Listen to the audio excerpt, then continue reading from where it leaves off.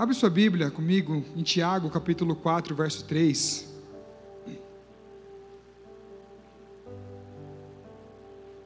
Tiago 4, 3, um texto bem conhecido.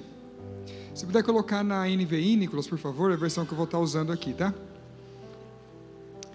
Quando pedem, não recebem, pois pedem por motivos errados, para gastar em seus prazeres. Pedem, mas não recebem, porque pedem com más intenções, com o fim de gastar nos seus prazeres. Esse texto, ele é muito conhecido, com certeza você já ouviu ele em algum momento, e ele fala um pouquinho sobre o que nós observamos e vivemos na sociedade de hoje. Hoje, cada vez mais, a gente vê uma sociedade no contexto hedonista, ou seja, um contexto de uma sociedade que vive pelo seu prazer, que faz as coisas que lhe convém, que quer fazer apenas aquilo que lhe agrada. Mas ele fala, vocês pedem mal porque vocês pedem com más intenções. Na versão que eu tenho aqui, fala que vocês pedem pelos motivos errados. Por isso não recebem. Enquanto a gente não entender que nós precisamos viver debaixo da vontade do Senhor, nós continuaremos vivendo, pedindo e não recebendo. A gente vai continuar vivendo dentro de um limite, e a gente não vai conseguir ultrapassar aquele limite, não vai conseguir romper, porque nós ainda não entendemos que nós não podemos viver baseados nos nossos desejos e nas nossas vontades egoístas. E eu quero falar com você hoje sobre algumas lições para viver o verdadeiro Evangelho. Esse é o tema da mensagem de hoje, lições para viver o verdadeiro Evangelho. Amém? Está comigo? Então a gente vive numa sociedade onde tudo gira em torno de você. Você precisa ser rico, você nasceu para isso, como assim você ainda está solteiro? Você tem que casar, aí você casa, agora você tem que ter filhos. Aí você terminou os estudos, agora você tem que fazer faculdade. Você terminou a faculdade, agora você tem que fazer uma pós, um mestrado, um doutorado. Agora você tem. E a gente vive preso nisso, que eu preciso fazer mais, preciso realizar mais, mas para uma satisfação própria. O problema é que nós estamos trazendo esse pensamento para dentro das igrejas. A gente está trazendo esse pensamento para dentro do Evangelho. Por isso que o tema hoje é esse, lições para viver o verdadeiro Evangelho. Muitas vezes nós estamos deixando de viver o verdadeiro Evangelho, estamos fazendo essa cultura do eu preciso, eu tenho que fazer algo a mais, eu tenho que viver algo além no mundo material, nas minhas realizações próprias, e eu trago essa realidade para dentro do Evangelho, e aí eu começo a pensar assim, eu preciso encontrar, pastor Tiago, um Evangelho que vai ao encontro dos meus pensamentos, das minhas necessidades. Eu tenho que encontrar um Evangelho, que esse Evangelho ele vai ao encontro daquilo que eu penso, aquilo que me faz bem.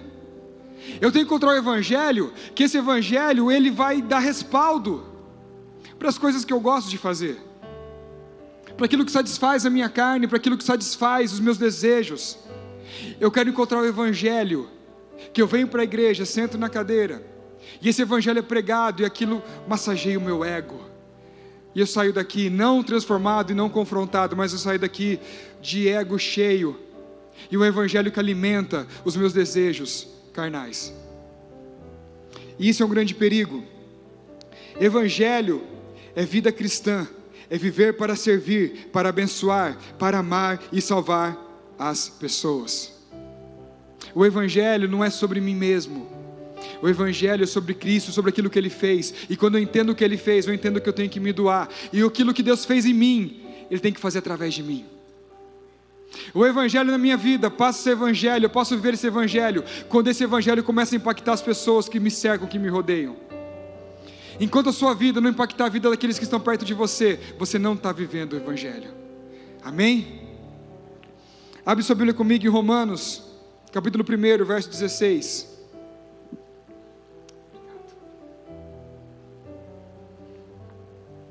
Paulo fala o seguinte: eu não me envergonho do Evangelho, porque é poder de Deus para a salvação de todo aquele que crê, primeiro judeus, depois gregos. Então Paulo fala o seguinte: não me envergonho do Evangelho, porque o Evangelho é poder de Deus. Para quê? Para me dar riqueza? É isso que ele fala? Não. O Evangelho é poder de Deus para quê? Para me dar tudo aquilo que eu quero, que eu sonho, para me levar no nível além. O Evangelho é o poder de Deus para que eu possa viver todos os meus desejos carnais, para continuar vivendo da forma que eu vivo, não. Mas ele fala, o Evangelho é poder de Deus para quê? Para salvação. E ele não fala assim para a minha salvação, ele fala para a salvação de todo que nele crê. E aí ele já joga para fora, primeiro do judeu, depois do grego, é do outro. Mas há um outro tipo de evangelho, que eu vi um pastor falando esses dias, eu gostei dessa expressão, que não é o evangelho, é o eu-evangelho.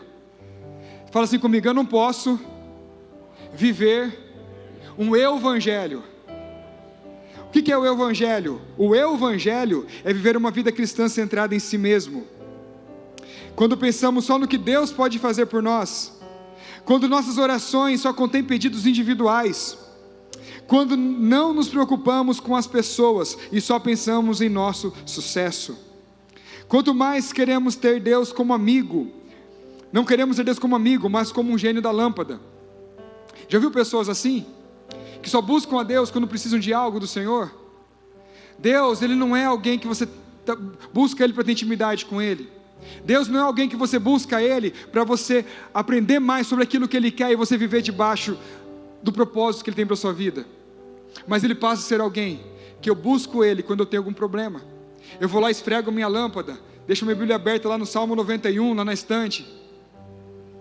E Deus passa a ser alguém que eu busco Ele, procuro Ele, quando eu preciso de algo que Ele pode me dar. Deus não é o gênio da lâmpada. Deus não é alguém que você vai pedir socorro para Ele apenas quando você precisa. Deus não é alguém que está lá no céu só esperando você orar para Ele te dar tudo o que você quer, não. Deus é alguém que fez uma nova aliança no seu sangue. Nós hoje estamos aqui para cear, estamos aqui para, nesse gesto, nesse simbolismo que Ele deixou, lembrar do sacrifício dEle, e na nova aliança feita no sangue de Cristo. E essa nova aliança foi para nos conectar de volta com o Senhor. Colossenses fala que Ele nos conectou através do seu sangue, de volta com Deus.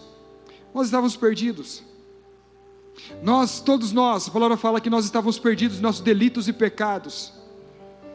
Meu irmão, se você ler o livro de Romanos, você vai sentir o pior dos pecadores, você vai falar assim, meu Deus, como que pode alguém desse jeito ser amado tanto assim? Mas é isso que Ele fez. E às vezes a gente trata Deus como um SOS, como o gênio da lâmpada. Mas deixa eu falar, o maior milagre que o Senhor poderia fazer por nós, Ele já fez. O maior milagre que nós precisamos receber, Ele já fez por nós, que foi a morte de Jesus naquela cruz, para salvar a mim e a você, e todo aquele que nele crê.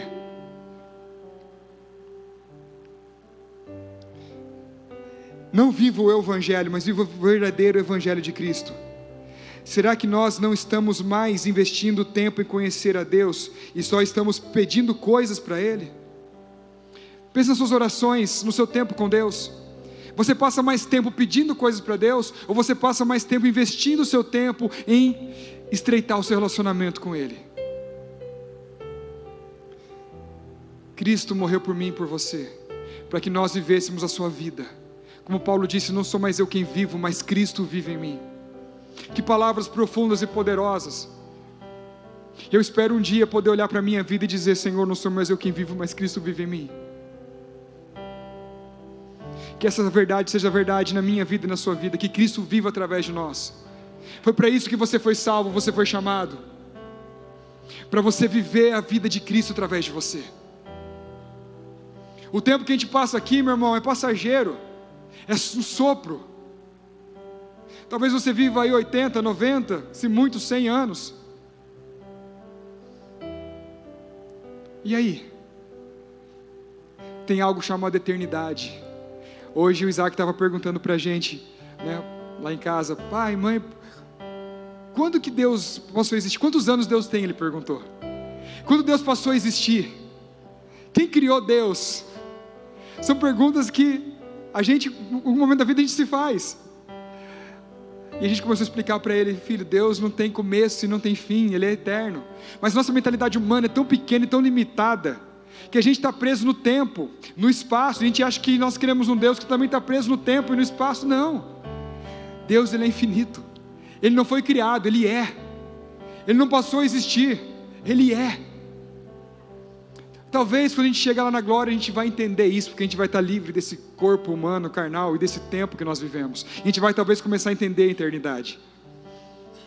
Mas meu irmão, a eternidade, certa vez, o pastor Messias, que era o nosso pastor lá quando eu era da presbiteriana, ele contou uma história que eu achei tão clara sobre a eternidade. Ele falou que uma criança chegou para a professora e perguntou assim: professora, o que é a eternidade? E ela falou assim: imagine uma pedra 100 vezes maior do que o mundo, 100 vezes maior que o planeta Terra. E imagina que a cada 100 anos vem um passarinho e afia o seu bico naquela pedra e vai embora. Quando essa pedra, que é 100 vezes maior que o mundo, deixar de existir, se gastar completamente, porque esse passarinho vem e afia o seu bico ali, quando ela deixar de existir, por conta desse passarinho que vem a cada 100 anos e afia o seu bico nessa pedra, terá se passado 1 segundo da eternidade. Você tem noção do que é isso? E às vezes a gente deixa de fazer coisas que têm impacto na eternidade, para se concentrar tanto em coisas tão pequenas e banais, que Paulo fala assim: os sofrimentos leves e momentâneos que nós passamos não se compara com a glória que virá. Mas eu deixo de servir a Deus, eu deixo de servir o próximo, eu deixo de viver as coisas que Deus tem para mim, porque eu fico agarrado em coisas leves e momentâneas que eu estou passando, que agora parecem tão grandes para mim, mas quando eu olho para Ele, lá em Hebreus capítulo 12, verso 2 ou verso 4, ele fala assim: olhem para Cristo, olhem para o sofrimento de Cristo, e vocês vão perceber que olhando para Ele vocês não vão desanimar. Olha para Cristo, viva o Evangelho de Cristo. O objetivo de Deus para nossas vidas é que nós salvemos vidas, ganhemos almas. Você foi chamado para abençoar e salvar vidas. Não pense que Jesus morreu só para te fazer bem sucedido. Jesus morreu para te fazer uma bênção para as pessoas. Eu não estou dizendo, meu irmão, que é errado você ser bem sucedido, é errado você buscar coisas melhores, estudar mais, buscar fazer um mestrado, um doutorado e ser alguém mais relevante na sociedade. Não, isso é muito bom, mas desde que tudo aquilo que o Senhor te deu, tudo aquilo que Ele colocou na sua mão, você não retenha para você, mas sirva para abençoar vidas. Se Deus te deu mais, abençoe mais. Se Deus te colocou numa posição melhor, use essa posição para abençoar as pessoas que você pode alcançar. Mas entenda, tudo aquilo que Deus fez por você e tudo aquilo que Ele te dá, não é para parar em você. Já viu curva de rio? Onde para sujeira, para tudo ali, né? Viu aquela pessoa que fala assim: nossa, aquele é um curva de rio, né? Aquele lugar ali parece uma curva de rio, só para a tranqueira. Por quê? Porque na curva de rio, meu irmão, para tudo ali. Você tem que ser um rio que flui, que jorra, que tudo aquilo que cai em você, você joga para frente e abençoa as pessoas. Jesus fala, né? Aquele que buscar beber da água que eu tenho para dar, do seu interior fluirão rios de água viva. Tem que fluir através de você, não pode parar em você. Você foi chamado para ser uma bênção, amém? Glória a Deus. E agora eu vou entrar então na mensagem de hoje. Eu vou dividir em 3 pontos, vai ser bem rápido, bem objetivo. Eu quero a sua atenção aqui. Primeiro ponto: para viver o verdadeiro Evangelho, saiba quais os sonhos de Deus para você. Coloca a mão no seu coração e fala assim: para eu viver o verdadeiro Evangelho, eu preciso saber quais são os sonhos de Deus para mim. Feche seus olhos agora, com a mão no coração. Senhor, nós vamos, ó Pai, agora mergulhar, Senhor, nesses pontos, ó Pai, que o Senhor ministrou, Pai, no meu coração, mas eu creio que não é de mim, é do Senhor, Pai, eu tenho certeza disso. Venha falar no nosso coração, Pai, nessa noite, aquilo que o Senhor tem para derramar, Senhor. Ó Pai, como nós acabamos de dizer juntos aqui, que nós precisamos conhecer os sonhos do Senhor para nós. Pai, não permita que a gente passe por essa vida, Pai, limitados a viver somente os nossos sonhos carnais, os nossos sonhos, ó Pai, dessa mente humana, Pai, os nossos sonhos egoístas, Senhor, mas que a gente possa viver os sonhos do Senhor, Pai, para nós. Conecta, Pai, cada um dos meus irmãos, ó Pai, e me conecta também, Senhor, ao Teu propósito para nós, ó Pai. Que nós, ó Pai, como igreja, Senhor, Vivamos não os nossos propósitos e os nossos planos, mas os teus propósitos e os teus planos, ó Pai. Em nome de Jesus. Amém. Provérbios 19, 21. Provérbios 19, 21. Muitos são os planos no coração do homem, mas o que prevalece é o propósito do Senhor. Quantos têm sonhos aqui? Nós temos sonhos. Nós sonhamos com coisas melhores, sonhamos com uma igreja melhor, sonhamos com uma vida melhor. Nós somos sonhadores. Mas melhor do que sonhar os nossos sonhos é sonhar os sonhos de Deus para nós. Quando Paulo fala lá em cima, vocês não recebem o que vocês estão pedindo porque vocês pedem mal. Perdão, Tiago, né? Escreveu ali. Vocês não recebem porque pedem mal. Sabe o que ele está dizendo? Vocês estão pedindo coisas egoístas para o seu próprio prazer. Mas entenda o pensamento de Deus, sonhe os sonhos de Deus e peça conforme o desejo do Senhor para a sua vida, que você vai receber. Então, a primeira coisa, nós precisamos entender quais são os sonhos de Deus para nós, o que Deus tem para a gente. Se você não souber onde Deus está te levando, você vai acabar indo para lugares onde não deveria ir, fazendo coisas que não deveria fazer, porque ouviu pessoas que não deveria ouvir. Se a voz do Senhor não é clara no meu coração, eu vou ser guiado e vou ser contentado em ouvir qualquer outra voz. E aí vem lá o fulano e chama você para fazer um curso de psicologia, você vai lá e bora. Aí daqui a pouco vem outro e fala assim, vamos fazer uma sociedade, vamos abrir um pet shop, e você fala, bora. Agora vamos fazer academia junto, bora. Agora vamos sair da academia e vamos fazer crossfit, bora. Não, esse negócio está com nada, Jesus vai voltar mesmo logo aí, então não adianta ficar fazendo academia, vamos parar com isso, vamos tomar Coca-Cola juntos. Você fala, bora. Você vai para onde te chamam, onde te levam. E como a palavra fala, são levados por vento de doutrina. Sabe aquele que é uma Maria vai com as outras? Não tem foco, não tem visão, não tem direção, não sabe para onde está indo. Então para onde te chamam, você vai. Não seja Maria vai com as outras. Não vou falar para você falar para o irmão do lado não, porque o Walter já falou para mim aqui sexta-feira, que eu não posso ficar, né? Ele não mandou nenhum vídeo essa semana sobre isso, mas eu entendi o recado aqui sexta-feira, no culto de casais. Mas não seja um Maria vai com as outras. Não seja alguém que vai sendo levado para qualquer evento de doutrina. Tem um alvo, tem um objetivo, sonhe os sonhos de Deus para a sua vida. Ouça a voz do Senhor para você. Ouça onde o Senhor quer te levar, onde Ele quer te colocar. E viva de acordo com esse propósito que Deus colocou no seu coração. Meu irmão, não seja alguém que anda perdido por esse mundo. Para quem está perdido, qualquer caminho serve. Não seja alguém que anda por qualquer caminho. Jesus disse, eu sou o caminho, a verdade e a vida. Ele é o único caminho. Ande por Ele, ande olhando para Ele. Tenha os olhos fixos no Senhor e naquilo que Ele tem para você. Amém? Esse é o retrato de alguém sem propósito. Nós estamos trabalhando em nossas células esse ano todo, né? O pastor Lucas tem mandado aí 42 mensagens. O pastor Lucas toda semana prepara uma mensagem, manda para os líderes, e nós estamos compartilhando essa mensagem, 42 mensagens, todas as células do ano, elas têm um único objetivo, trabalhar o propósito de Deus para nossas vidas. Nós estamos trabalhando o propósito de Deus para nossas vidas. Você tem que entender o propósito de Deus para a sua vida. Você tem que entender por que você nasceu. Você tem que entender por que Deus te colocou aqui nessa igreja. Porque Deus te colocou no trabalho que você está, na família que você está, no lugar que você está. Não é por acaso que você está onde você está. Não é por acaso que você tem os talentos que você tem. Não é por acaso que você é do jeito que você é.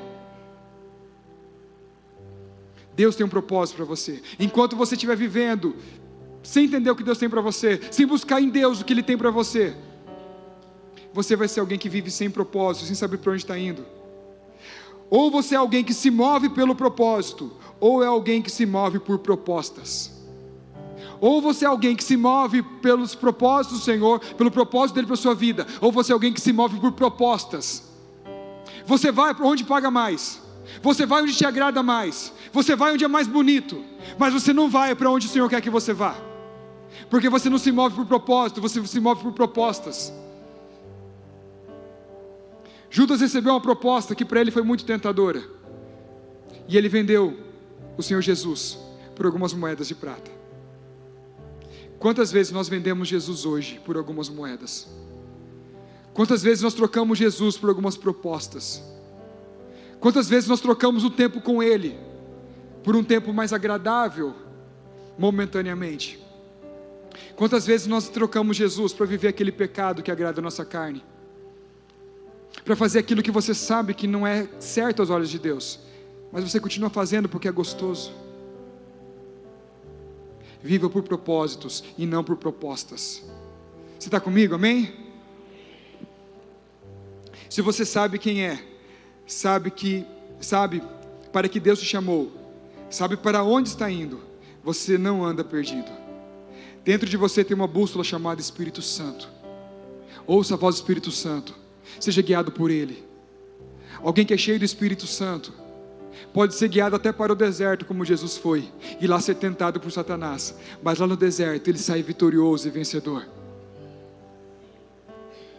Agora, aquele que não é guiado pelo Espírito Santo pode estar no palácio do rei, pode estar no melhor lugar do mundo para se viver, e pode estar lá dentro frustrado, sendo um derrotado, porque está vivendo não pelo propósito do Senhor, mas pelas suas próprias forças, sendo levado pelo desejo do seu coração, e não sabendo e não entendendo que enganoso é o coração do homem. Então o primeiro ponto é esse: saiba quais os sonhos de Deus para você. Segundo ponto, saia da sua bolha. Você pode falar assim comigo? Eu preciso sair da minha bolha. Mateus 9:35. Jesus ia passando por todas as cidades e povoados, ensinando nas sinagogas, pregando as boas novas do reino e curando todas as enfermidades e doenças. Então Jesus ia percorrendo todas as cidades, passando pelos povoados, pregando a palavra, procurando pessoas para lhe curar, indo onde os enfermos estavam. Outro texto, Mateus 4:23. Mateus 4:23.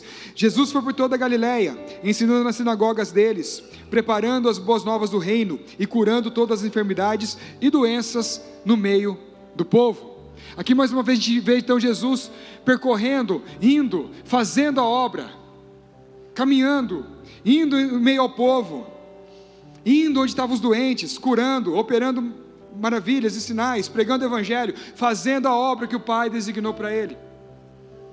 E depois a gente vê Jesus dizendo: eu te glorifiquei na terra, completando a obra que tu me destes para fazer. A sua vida tem glorificado ao Senhor? Você tem completado a obra que o Senhor te deu para fazer?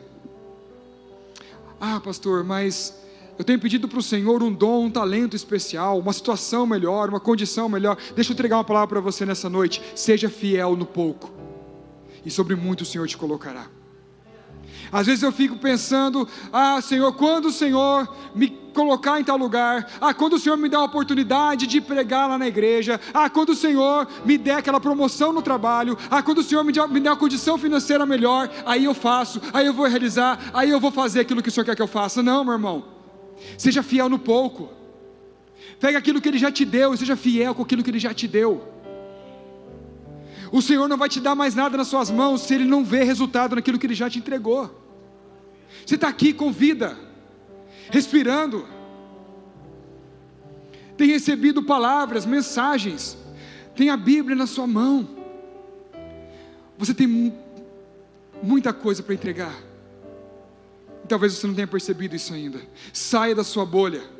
Para de olhar para o seu próprio umbigo e comece a olhar para as pessoas ao seu redor. Tem pessoas perto de você morrendo, longe de Jesus. Pessoas que trabalham com você, que se morrerem amanhã, você sabe que elas vão para o inferno, porque não entregaram sua vida para Cristo, e você não se incomoda com isso. Tem alguma coisa errada. Esse não é o evangelho de Cristo. Não foi para isso que Ele te chamou, não foi para isso que Ele te salvou. A salvação de Cristo não pode parar em você. A obra dele não pode parar em você. Aquilo que Ele fez até agora em você, você precisa pôr para fora, e precisa tocar outras pessoas. Não é sobre o encher do vaso, mas é sobre o transbordar, o derramar, que vai tocar vidas. Não retenha aquilo que Ele te deu. Não seja curva de rio.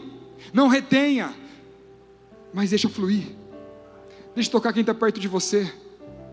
Se a transformação de Cristo em sua vida não tocar quem está perto de você, do que ela vale? Do que vale? Do que adianta? O fim, o seu objetivo final não é ser salvo. Muitos aqui já entregaram sua vida para Jesus. Muitos aqui já se renderam a Cristo. Muitos aqui já confessaram Ele como seu Senhor e Salvador num culto como esse. E glória a Deus por isso. Mas se o seu objetivo de vida fosse apenas ser salvo, meu irmão, do que adiantaria viver depois disso? Quando você levantasse sua mão, se rendesse a Cristo, Ele já te levava para o céu, já pronto, acabou. Já cumpriu seu objetivo? Não. Você foi salvo. Efésios 2, capítulo 8, fala que pela graça nós somos salvos, mediante a fé. E isso não vem de vós, mas é dom de Deus. E não vem de obras para que ninguém se glorie. Mas lá no versículo 10 fala que o Senhor já preparou para nós as boas obras, para que nós andássemos por elas. Você não foi salvo por obras, mas você foi salvo, e sendo salvo, Ele quer que você pratique as boas obras que Ele já preparou para você, ou seja, cumpra o seu propósito, o seu chamado. É isso que Ele está dizendo. Então saia da sua bolha, pare de olhar para você mesmo. Jesus ia para lugares diferentes, lugares onde as pessoas tinham uma realidade que precisavam de ajuda. Se você vive na sua bolha, vai achar que não tem nada acontecendo no mundo, e vai acabar vivendo o seu eu-evangelho, vivendo o evangelho para si mesmo, pensando em você, olhando para você, orando somente por você, e tratando Deus como um mordomo que tem que fazer aquilo que eu quero que Ele faça. Esses dias o pastor Lucas me compartilhou algo comigo, de uma pessoa que postou um negócio assim no Instagram: se Deus for o teu sócio, eu não lembro agora o resto da frase. Se Deus for o teu sócio, você vai a qualquer lugar. Aí o pastor Lucas me mandou assim, né? Eu já tenho dificuldade de chamar Jesus de amigo, ainda mais sócio. Gente, tem gente que trata Deus como um sócio. Deus não é teu sócio. Deus não é teu mordomo. Deus não é o gênio da lâmpada. Ele é Deus soberano, e a vontade dEle é soberana. Saia da sua bolha, ore pelo mundo, ore pelas pessoas. Às vezes a gente olha só para a gente mesmo, a gente fica se martirizando e se fazendo de vítima. Ai, porque eu, ai Deus, ai, porque olha o que fizeram comigo, ai Deus, olha o que falaram de mim, ai Deus, ai meu irmão, sinceramente, acho que Deus olha assim e fala: não tem paciência para isso não. Meu irmão, olha para a pessoa que está do seu lado, olha para o mundo à sua volta, olha o que está acontecendo com o outro. Quando Paulo, homem de Deus, pregador do Evangelho, homem de dores, homem que ele escreveu: carrego no meu corpo as marcas de Cristo. Ele ia pelo mundo, ele pregava o Evangelho, homem ousado, homem que foi preso 2 vezes, ele foi martirizado, ele apanhou, viveu tudo que ele viveu. Fazia muito pelos outros, mas um momento ele orou por ele mesmo e falou: Senhor, eu tenho um espinho na minha carne. É como um mensageiro de Satanás que vem me esbofetear. Mas ele fala que já orou ao Senhor, pedindo que livrasse aquele espinho. E qual foi a resposta de Deus? Paulo, meu servo querido, você que é tão precioso nas minhas mãos, você que fez tantas coisas tão belas, você que apanhou por causa de mim, Paulo, como que eu não ia te livrar disso? Imagina, seu queridinho de Jesus, Paulo, vem cá, deixa eu arrancar esse espinho. Foi isso que Deus fez por ele? Ele olha para ele e fala assim: Paulo, a minha graça te basta, e meu poder se aperfeiçoa na sua fraqueza. Paulo continuou o ministério dele com aquele espinho na carne, e foi até o fim, e morreu com aquele espinho na carne, porque Deus não livrou ele daquilo. Agora eu acho que Deus tem que fazer tudo o que eu peço para ele. Quem é apóstolo Paulo perto do pastor Júnior? Deus não atendeu porque era Paulo, mas meu irmão, você não me conhece. Misericórdia, irmão. Entenda que tudo que Deus faz na sua vida, Ele faz por um propósito. Interessante porque quando a gente lê a palavra do Senhor, a gente vê Ele curando no meio do caminho, a gente vê Ele encontrando pessoas ali, precisando de uma cura, cego Bartimeu, paralíticos, leprosos, pessoas que foram tocadas e receberam um milagre de Jesus, e aquele milagre não trouxe apenas uma cura física, mas eles foram transformados através daquele milagre. Todo milagre tem um propósito, toda cura tem um propósito, que é revelar Cristo, que é exaltar o nome dEle, que é trazer salvação, que é mudar vidas. Jesus ressuscitou Lázaro, Mas deixa eu perguntar um negócio para você: Lázaro está vivo até hoje? Não. Lázaro morreu de novo. Aí você pensa, mas adiantou o que então ressuscitar Lázaro? O testemunho e a transformação na vida das pessoas que contemplaram aquele milagre. O milagre na sua vida tem que ser para a salvação de outras pessoas. O milagre que Deus faz na sua vida tem que ser para a salvação de outros, para aumentar a fé de outros. Agora a gente não vê Jesus curando os discípulos, a gente não vê Jesus curando Paulo, a gente não vê Jesus curando aqueles que já estavam no caminho dele, fazendo a obra dele. Por quê? Que diferença faria na vida daquele homem? Que diferença faria na vida de Paulo? Deus curar ele ou não? Paulo, a minha graça te basta. Entenda, tem horas que Deus olha para você e pela misericórdia dele, Ele vai operar um milagre sim, mas com um propósito. E tem hora que Ele vai olhar para você e vai falar assim: não, isso eu não vou fazer, porque a minha graça te basta. Continua caminhando. Nós temos que entender que quando nós oramos, Deus responde de 3 formas diferentes. Ele pode dizer sim, Ele pode dizer não, e Ele pode dizer: espera mais um pouco. Mas independente de qual seja a resposta de Deus para a minha oração, eu tenho que entender que não é sobre o que Ele faz em mim, mas sobre o que Ele faz através de mim. É muito mais importante. Você não tem tudo o que queria? Amém. Mas você tem tudo o que você precisa. É isso que Deus está falando para Paulo. Paulo, você não tem o que você quer, mas você tem tudo o que você precisa. Continua caminhando, a minha graça te basta. Faz o que eu te mandei fazer e eu vou te sustentar.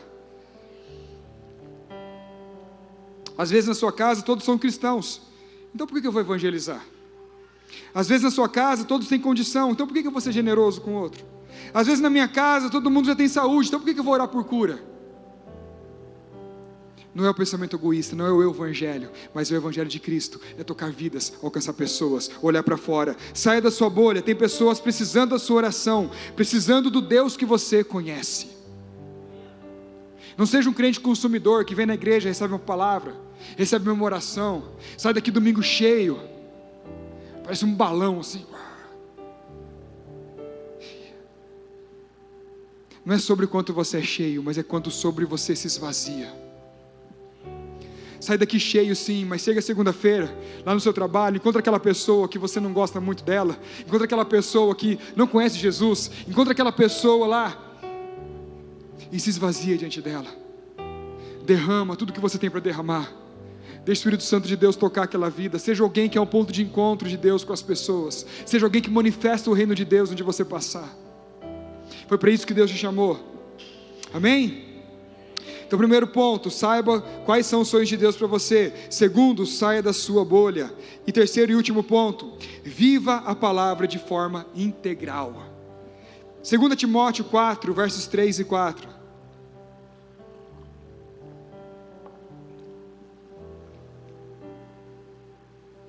2 Timóteo 4, verso 3 e verso 4. Pois virá o tempo em que não suportarão a sã doutrina, pelo contrário, sentirão coceiras nos ouvidos, segundo seus próprios desejos, juntarão mestres para si, eles se recusarão a dar ouvidos à verdade, voltando-se para os mitos. Meu irmão, o que nós mais vemos hoje, quando você entra no Instagram, na internet, vê aqueles rios, aquelas pregações, quantas doutrinas tem por aí? Quantos falsos mestres tem por aí? Pregando coisas, o evangelho que não é o evangelho de Cristo. Toma muito cuidado com o que você vê na internet, com o que você ouve. Medita na palavra, vai para a palavra. Se aquilo que você ouviu não está de acordo com aquilo que a palavra ensina, meu irmão, joga fora. Paulo orienta, ele fala: observai tudo, mas retém somente aquilo que é bom. Observe tudo, mas retém aquilo que é bom. A gente vê evangelhos aí totalmente distorcidos. Esses dias eu vi um dito pastor de uma igreja inclusiva, e ele é um travesti. Ele estava na Avenida Paulista fazendo evangelismo, com uma faixa assim bem grande: Jesus te aceita. E é isso que ele estava pregando: Jesus te aceita do jeito que você é. Jesus te aceita com o seu pecado. Jesus, ele aceita do jeitinho que você é. Essa igreja aí, esses que falam que são cristãos, nos pregam ódio. Ai gente, quanto ódio nesse mundo. Aí eu olho para a Bíblia, E Jesus fala assim: aquele que quiser vir após mim, negue-se a si mesmo, tome a sua cruz, então me siga. A gente olha para o Evangelho e a gente vê algumas doutrinas, algumas igrejas pregando: não, se você não for próspero, é porque você não tem Deus na sua vida. É impossível você ter Deus e não ser rico, não ser milionário. É impossível você ter Deus e não andar de BMW por aí. E vem essa teologia, a gente já estava conversando, né, irmão Pedro, esses dias sobre isso, né? A tal da teologia da prosperidade. A gente olha para a palavra e a gente vê os discípulos de Cristo, os apóstolos sendo mortos. Um foi crucificado de cabeça para baixo, o outro foi esquartejado, o outro teve a sua cabeça arrancada, o outro foi exilado lá na ilha de Pátimos e morreu lá. Que glória tiveram esses homens, que riqueza tiveram esses homens. Aí o próprio Jesus fala: o Filho do Homem não tinha nem onde reclinar a sua cabeça. Jesus, que era Jesus, até o túmulo dele foi emprestado. Aí eu acho que o Evangelho não, se não é algo que me faz bem, se é algo que não me faz prosperar, não serve para mim. Viva o Evangelho de forma integral, viva a palavra de forma integral. Muitos buscam o Evangelho que vai ao encontro dos seus desejos. Essa igreja que não prega aquilo que eu quero, essa igreja que prega contra o meu pecado, eu vou procurar uma igreja que me aceita do jeito que eu sou. Meu irmão, você pode procurar. Você vai encontrar uma igreja que prega exatamente o que você quer ouvir. Você vai encontrar uma igreja que prega que não tem problema nenhum você fazer sexo antes do casamento. Você vai encontrar uma igreja que fala que não tem problema nenhum você morar com seu marido e não ser casado com ele. Você vai achar uma igreja que fala que não tem problema nenhum você beber bebida alcoólica. Você vai achar uma igreja que fala que não tem problema nenhum você continuar no vício da bebida, do jogo, do cigarro, seja qual for. Você vai encontrar uma igreja que vai falar que não tem problema nenhum você trair sua esposa. Você vai achar essa igreja, você vai congregar lá, você vai ser confortado por aquela palavra, mas vai chegar um dia que você vai estar diante do trono de Deus, e o seu pecado não vai ser mais encoberto, o seu pecado não vai ser tratado de qualquer forma, o seu pecado vai ser chamado de pecado, e o seu pecado vai te mandar para o inferno, junto com aqueles que pregavam as mentiras que você queria ouvir.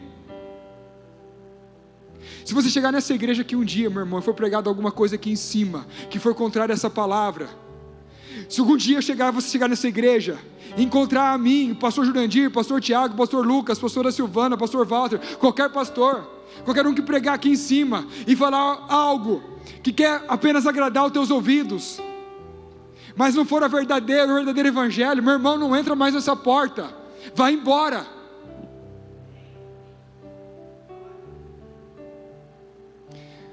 Do que adianta uma igreja cheia, lotada, de pessoas vazias do Evangelho de Cristo? Do que adianta você atrás de um movimento que não está confrontando você, não está trazendo mudança para a sua vida, não está te tornando semelhante a Cristo? Do que adianta? Não adianta nada. Você vai continuar saindo vazio, e vai chegar um tempo que você vai olhar para trás, e a palavra fala que todo joelho vai se dobrar, e toda língua vai confessar que Jesus Cristo é o Senhor. Ele fala: me busquem enquanto vocês podem achar, me invoquem enquanto eu estou perto. A palavra nos ensina, vai chegar um tempo que clamarão, mas vai ser tarde demais. A palavra tem que confrontar você. Aqui está falando de pessoas que ouvem a palavra, mas acham muito pesado, muito diferente dos próprios desejos. Aqui sobre o texto de 2 Timóteo que nós lemos. Por isso as pessoas procuram alguém que vai falar tudo o que elas querem ouvir. Mas adivinha, são mitos, foi o que a palavra falou ali, voltando-se para mitos. Isso está acontecendo hoje. Pessoas que se recusam a ouvir a verdade e se voltam para mitos. Pessoas que querem ouvir apenas aquilo que elas gostam, que querem ouvir. Aí a Bíblia nos confronta, a vida cristã nos confronta. A Bíblia condena o pecado. A Bíblia condena o pecado. O que eu vou fazer? Eu vou trocar de Bíblia? Vou trocar de igreja? Ou eu vou abandonar meu pecado? Infelizmente nós temos muitas pessoas que trocam de igreja, que trocam de Bíblia, trocam de evangelho, mas não aceitam mudar e trocar de vida, e deixar de pecar, deixar de viver nos maus caminhos. Eu sei que é uma palavra que não é muito gostosa de ouvir. Eu sei que é uma palavra que nos confronta, que nos faz olhar para nós mesmos.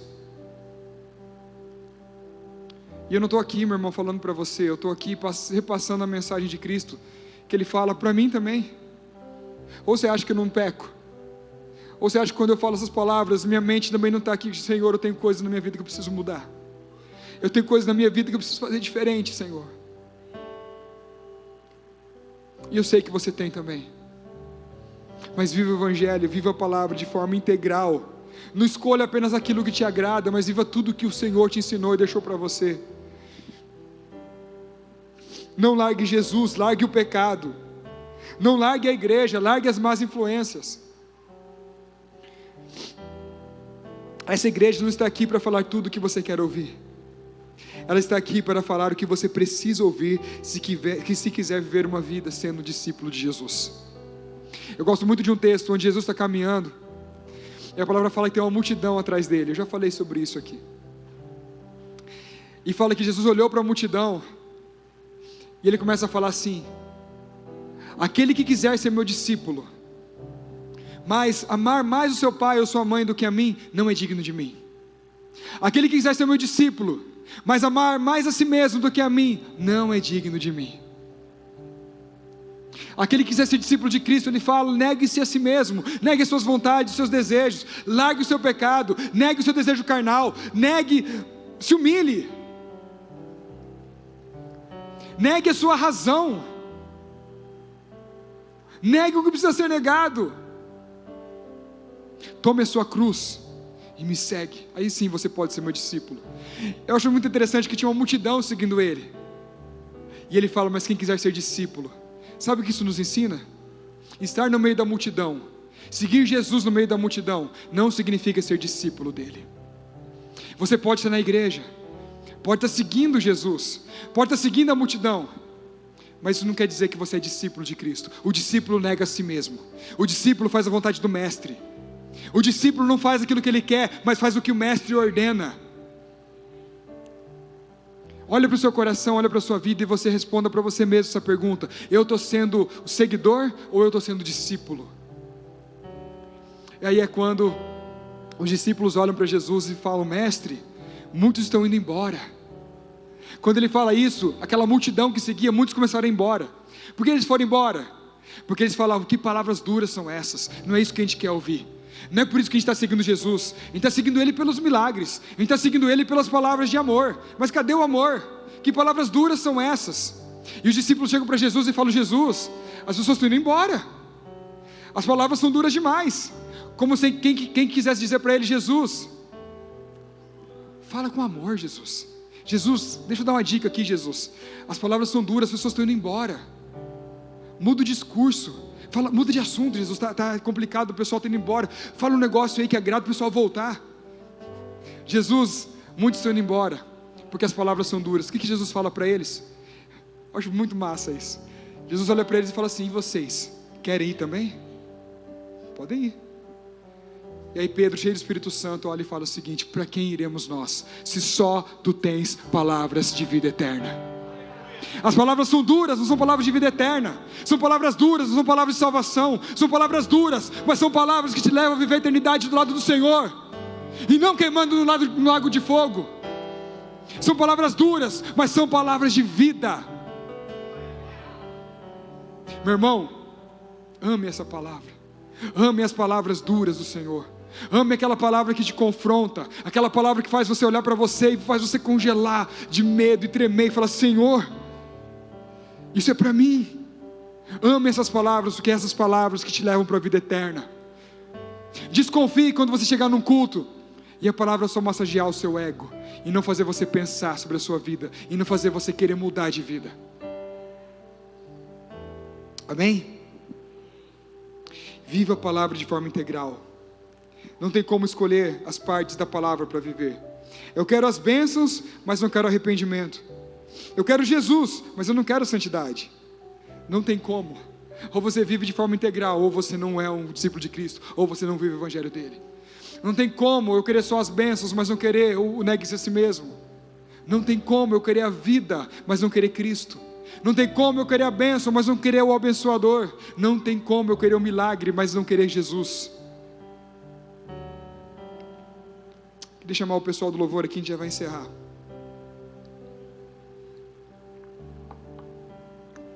Jesus morreu por você. Ele morreu por você. Ele derramou até a última gota de sangue dele por você. Às vezes a gente fala, Senhor, eu quero estar no teu altar. Sabe o que é o altar?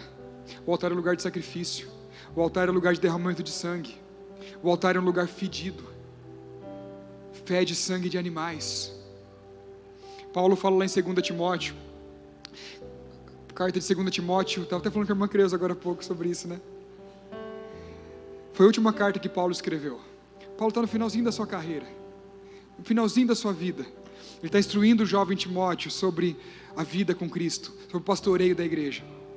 E ele fala assim: eu já estou sendo oferecido como oferta de libação. Sabe o que é oferta de libação? Depois que terminava de ofertar, depois que terminava de matar os animais, eles derramavam líquido sobre o altar. Era um azeite perfumado, era o vinho. Essa era a oferta de libação. É quando terminava o sacrifício. E ele fala: eu estou sendo oferecido como oferta de libação. Eu estou no finalzinho da minha vida, da minha carreira. E ele dá instruções preciosas para Timóteo. Eu vou te encorajar, essa semana você vai ler o livro de 2 Timóteo. Amém? É bem pequenininho, bem curtinho. Mas com isso em mente, são as últimas palavras do apóstolo Paulo. Ele está instruindo Timóteo para a vida cristã. E ele fala assim: Timóteo, acima de tudo, pregue a palavra sempre. Paulo fala nessa carta sobre o abandono que ele sofreu. Ele fala de Demas, que o abandonou. E fala de outros que abandonaram. Alguns abandonaram a fé, outros o abandonaram, mas para servir a Deus em outros lugares. Mas ele instrui Timóteo, fala assim: você pode ser abandonado nessa vida, nessa caminhada, mas pregue o evangelho sempre. Paulo fala sobre as dores que ele passou. Ele fala para Timóteo: você vai passar por dores, vai passar por sofrimento, mas pregue o evangelho sempre. Ele fala sobre traições. Timóteo, você vai ser traído, mas pregue o evangelho sempre. Não desvie desse caminho, não deixe de fazer aquilo que Deus está te chamando para fazer. Isso o Senhor fala para nós hoje. Ele morreu por você.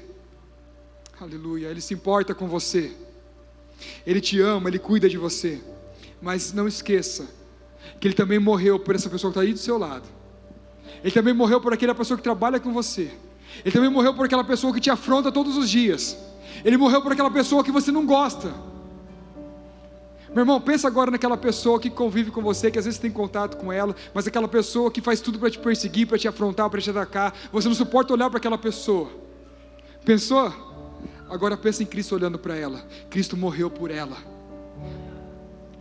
E deixa eu te contar uma coisa: não é à toa que Ele colocou essa pessoa na sua vida, porque Ele quer ganhar essa alma através de você. O Evangelho é sobre isso, é sobre você entender que tudo que Jesus fez por você, Ele fez pelo outro também. E a sua vida tem que ser para tocar a vida de outras pessoas. Amém? Está comigo? Ele também morreu e se importa e ama e cuida do mesmo jeito dessas pessoas. Jesus morreu para que todos tivessem acesso a Deus. Não viva a vida cristã voltada para o seu próprio umbigo. Deus vai te abençoar, mas antes de querer uma bênção, seja uma bênção. Antes de querer a bênção de Deus, seja uma bênção nas mãos de Deus. Amém? Para terminar, queria deixar para você o texto de Gênesis 12, 2. Deus está falando para Abraão aqui. Ele fala o seguinte: farei de você um grande povo e o abençoarei. Tornarei famoso o seu nome e você será uma bênção. Eu farei de você o que? Um grande povo. Não era sobre Abraão, mas é sobre um grande povo. Não é sobre você, é sobre as pessoas que você vai alcançar. Abraão, vai e seja você uma bênção. Ele fala: eu tornarei seu nome conhecido. Mas não fala assim: eu tornei seu nome conhecido e te darei bênçãos. Não, ele fala: farei teu nome conhecido e você será uma bênção.